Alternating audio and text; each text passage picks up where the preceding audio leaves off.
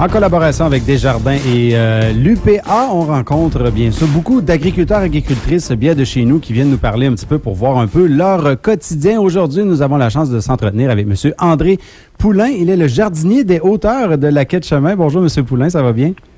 Ça va bien vous-même? Oui, donc vous êtes producteur maraîcher. J'élève des agneaux, des brebis pour... J'ai quelques brebis, puis je fais de l'horticulture avec... c'est les deux vocations que j'ai, là. Donc, les brebis, c'est spécial comment que ça fonctionne? C'est à l'année, bien sûr, mais comment ça fonctionne dans votre quotidien, à peu près? C'est comme ça, un petit train le matin, là. C'est la période intense, c'est quand les naissances arrivent. Mm-hmm. Mais normalement, c'est... Moi, j'ai pas un gros troupeau, là, comme le c'est là, j'ai 13 sujets dans la bergerie, dont 6 agnelles, 6 brebis, puis 6 agneaux, puis un mâle, tu sais. Puis c'est ça, je leur donne 3 balles de foin le matin, puis avec de la moulée, puis ils ont un avoir accès à de l'eau courante dans la bergerie, puis après ça, je les revois pas, là. Je vais les voir demain matin. Puis, mais en agnelage, ça peut être, tu y vas 2, 3 fois, 4 fois par jour. Puis si tu as des portées multiples avec les brebis, tu peux avoir 3, 4 agneaux, hein. Oh. Ça fait que la brebis, elle a deux tétines sur la mamelle. Donc, s'ils sont 4, ça commence à faire du monde pour... ça prend une bonne laitière. Mais normalement, 3, une brebis peut s'en occuper. Mais à 4, c'est trop, là. Il faut que tu les nourrisses. Ça fait que là, faut que tu te pointes... faut donner le biberon. Ah oui, tu donnes le biberon 3, 4 fois par jour, là. 4 fois par jour au début, puis à la fin, tu y vas 2 fois par jour, mais tu bois 1 litre de lait, là, tu sais. Y a-t-il des défis particuliers avec les agneaux? Je me souviens qu'on a parlé à un producteur de volailles qui disait que c'était beaucoup la surveillance des maladies, les premiers signes, tout ça. Est-ce que dans un élevage comme le vôtre, ça se trouvait de quoi? Non, il n'y a pas vraiment de... Moi, j'ai pas... le ministère de l'Agriculture, il y avait des vermifuges qui circulaient peut-être pour contrôler les... Mais là, maintenant, le MAPAC fait des...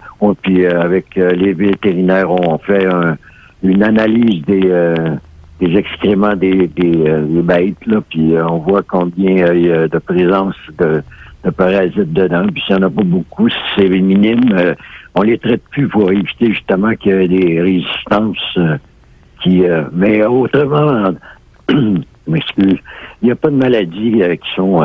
moi, ça fait 30-40 ans j'ai des brebis, puis j'ai jamais eu de problème de santé avec ça. C'est la tonte, là. Ça va être la tonte la semaine prochaine. Ce samedi, mon tondeur vient faire un tour. Puis là, la tonte, c'est... on avait appris il y a quelques semaines de justement quelqu'un qui produisait du mouton que c'était quasiment un moindre mal que c'était pas pour la production de la laine, mais c'est pour le bien-être des animaux plus qu'autre chose. C'est-tu le cas chez vous? Ah, c'est ça. Mais il n'y a plus de marché pantoute, là. Moi, quand j'ai commencé, j'allais porter ma laine chez Lemieux à Saint-Éphrem. Oui, OK. Filature Lemieux à Saint-Éphrem. Puis, de fil en aiguille, ça finit qu'il ne voulait plus voir notre laine parce qu'il achetait synthétique. les containers de Nouvelle-Zélande. C'est standardisé. C'est des moutons qui sont élevés dehors. Hein. Ça fait qu'ils achetaient leur laine là, puis je suis arrêté de vendre ma laine. Moi, là, ça a été fini. Puis, effectivement... Moi, j'avais ma laine de 7 ans là, que je stockais dans ma grange, là, mais pour la vendre, il faut avoir un prix, je sais pas, le prix n'a pas été énorme, là, peut-être 20 cents la livre ou genre. Je spécule parce que j'en ai pas livré depuis 30 ans de la laine, mais là, pour la livrer, là, il faut que tu mettes, avec le syndicat des ovins, là, le syndicat des producteurs d'agneaux du Québec, il faut faire des sacs de 200 kilos, là, puis amener ça à un point de chute, tu sais, puis là, tout le monde, il ramasse ça, 200 kilos, c'est peut-être 100, là, mais c'est des énormes sacs, là, tu sais, ça prend un camion pour amener ça. C'est ça, fait que finalement, On fait la tonte pour le bien-être des animaux plus qu'autre chose. Et là, c'est ça, comme je te dis, moi, ça faisait, je la stockais depuis 7 ans, peut-être, la laine que j'avais, là, parce qu'avant, je la donnais à une fileuse, puis elle a arrêté. Puis là, hier, samedi, j'ai été la porter j'avais un peu de main-d'œuvre avec moi. On est allé la porter sur une digue de roche, la laine, là. Fait que ça va permettre aux oiseaux d'avoir quelque chose pour se faire des nids confortables. Dernière question. L'hiver, finalement, brebis, agneaux, la sorte que vous élevez, c'est capricieux plus l'hiver? Y a-t-il des défis particuliers pour eux? Non, aucunement. Moi, très bien adapté. À la naissance, c'est la naissance. Si tu arrives à une naissance dans une température très froide, là, des moins 20, moins 25, là, à partir de moins 10, ça commence à être très froid un peu. Là, fait que tu peux récupérer ta bergerie, comme moi, j'isole les brebis avec leurs agneaux, avec une lampe chauffante, genre ce qu'ils mettent pour les porcs. Là, OK.